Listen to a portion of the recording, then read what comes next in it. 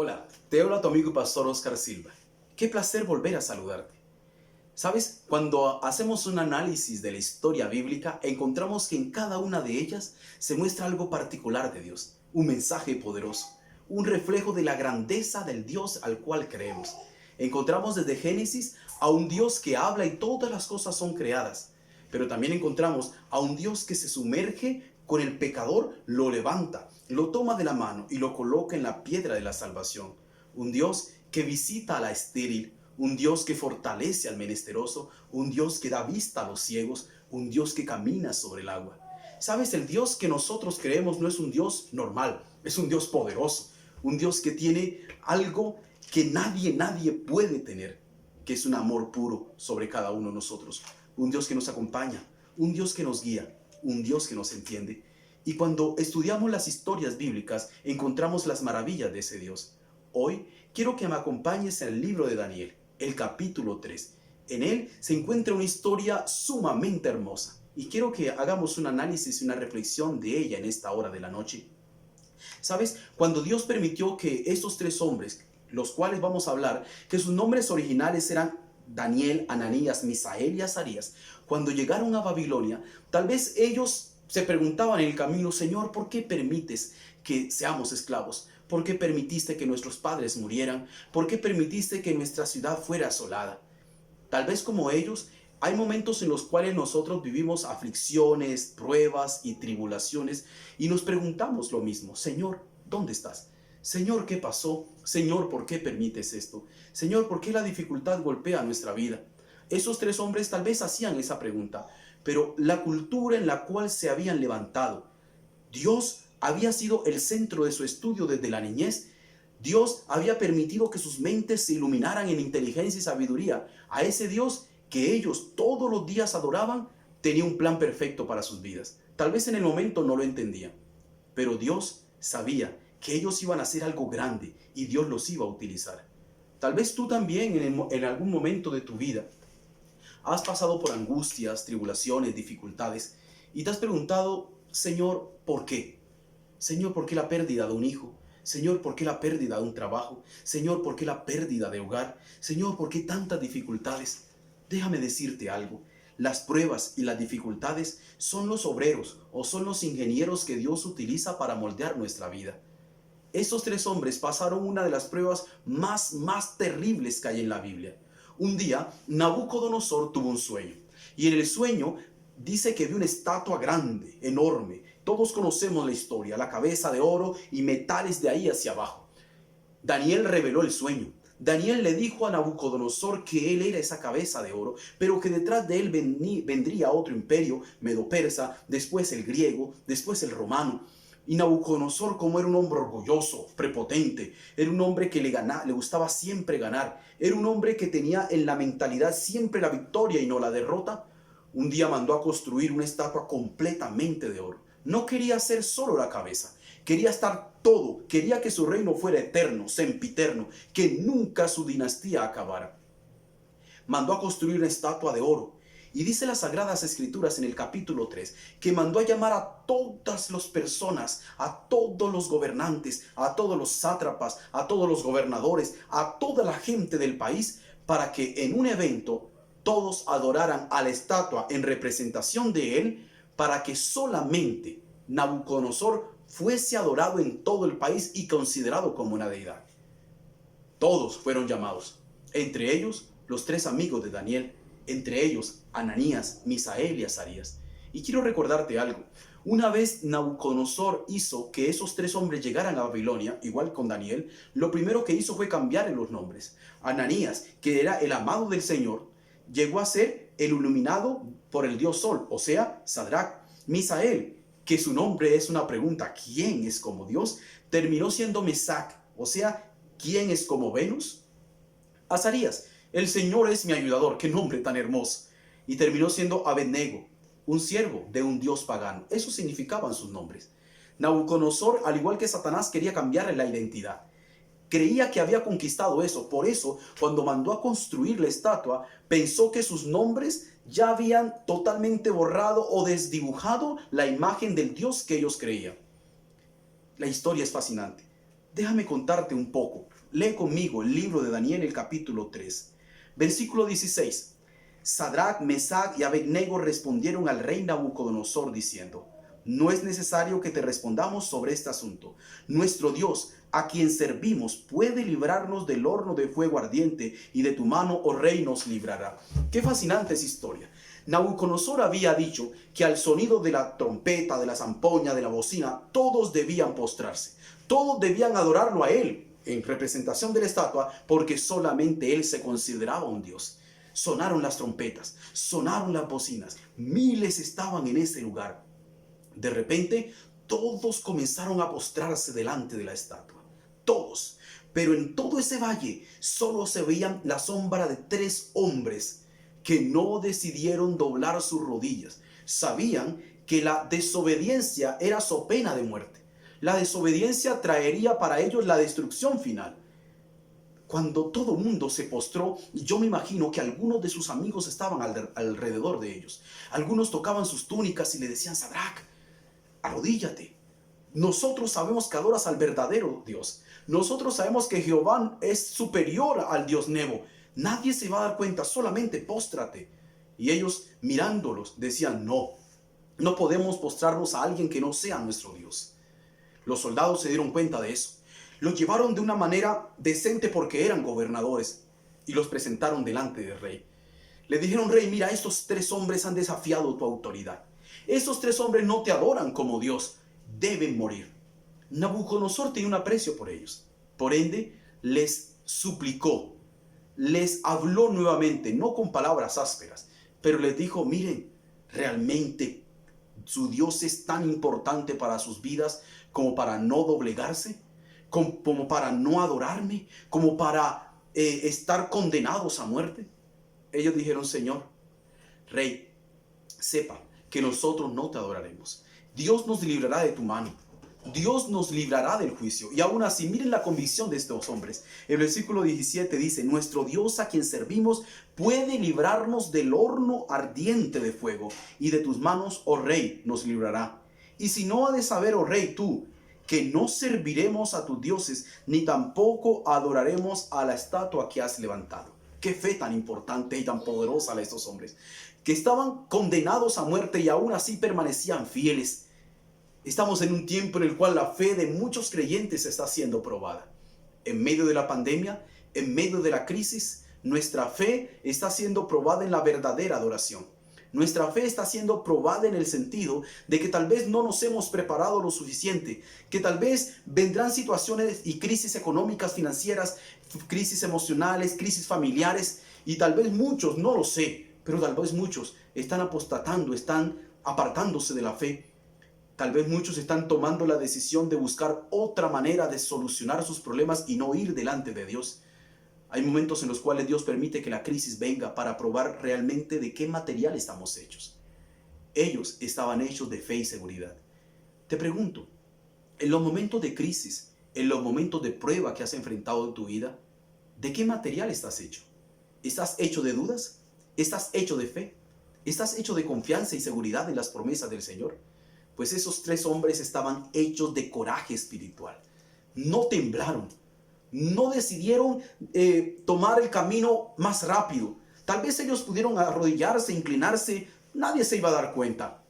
Pero Dios, a quien ellos servían, Dios los observaba. Y eso permitió que su fe se mantuviese intacta. Nabucodonosor se llenó de ira. Y dice el versículo 22, y como la orden del rey era apremiante y habían calentado mucho el horno, la llama del fuego mató a aquellos a quien habían lanzado a Sadrach, Mesach y Abednego.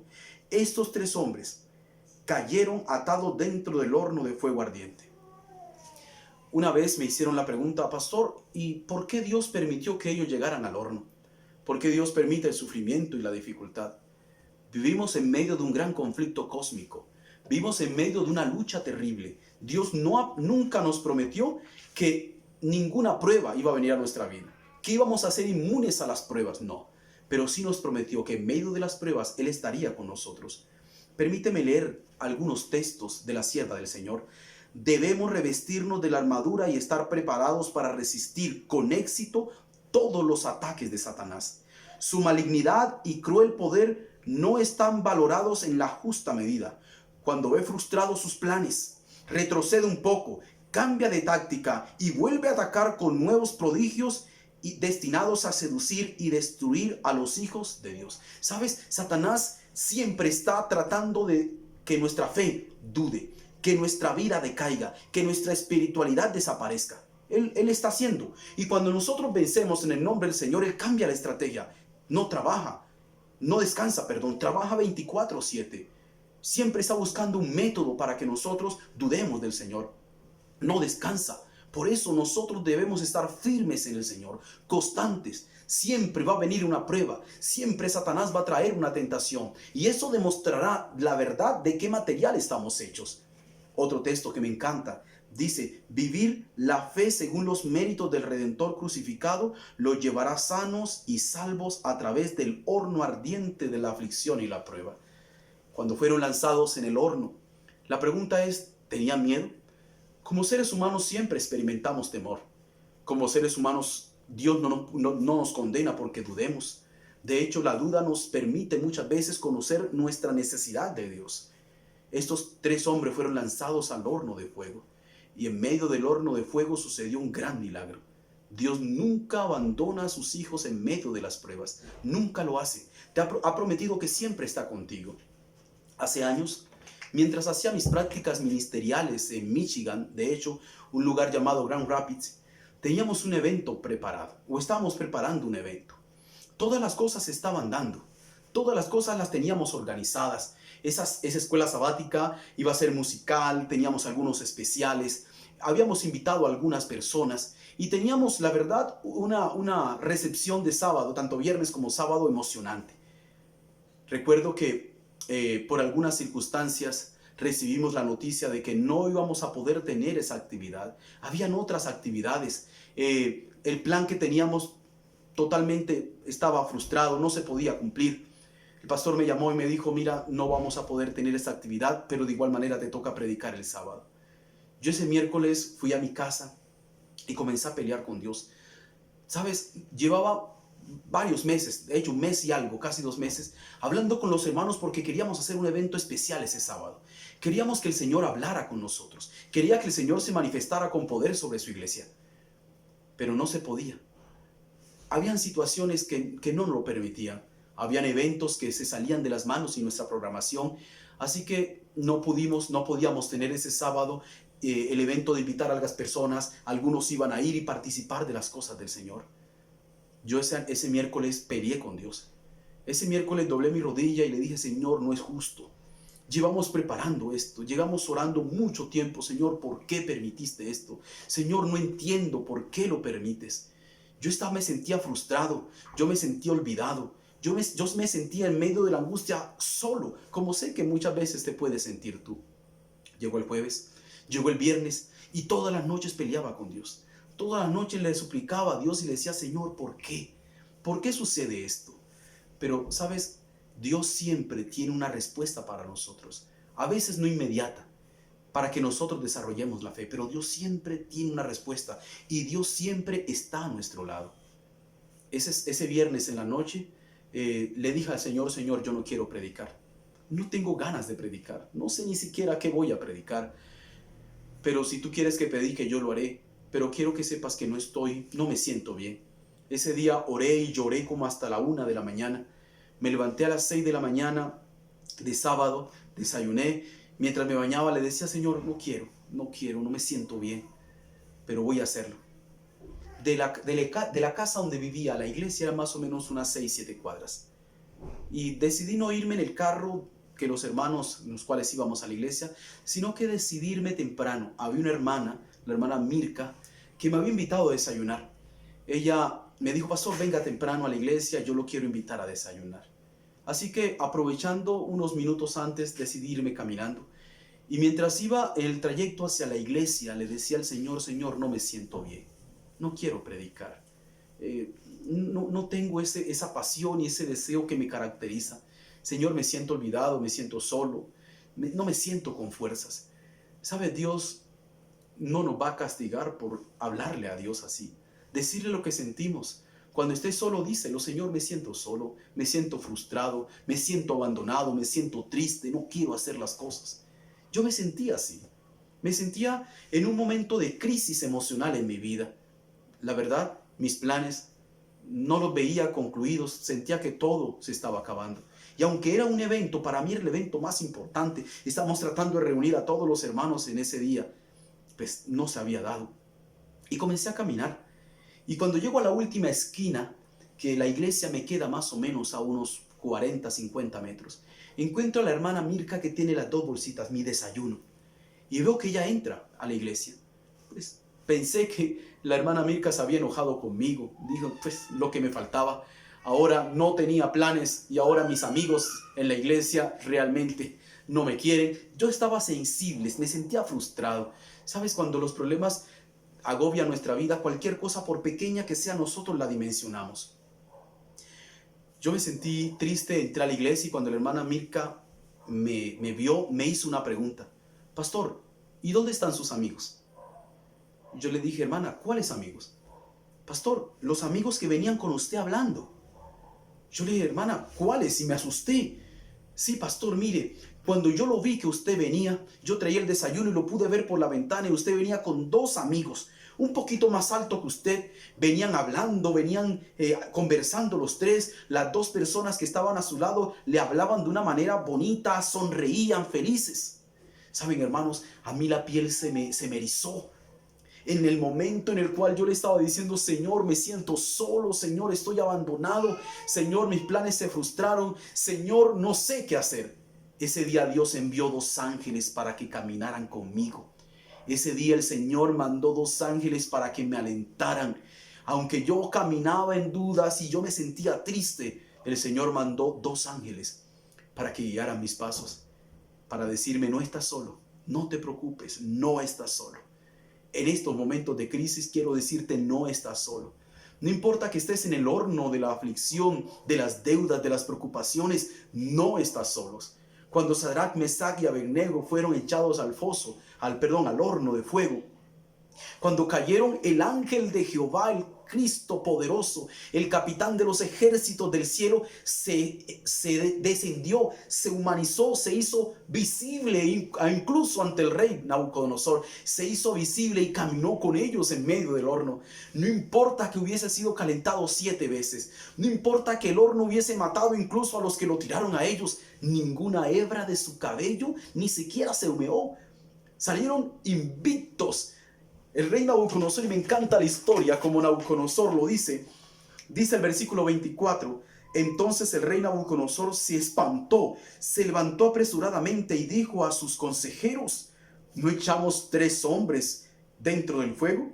Ellos respondieron al rey, en verdad, oh rey.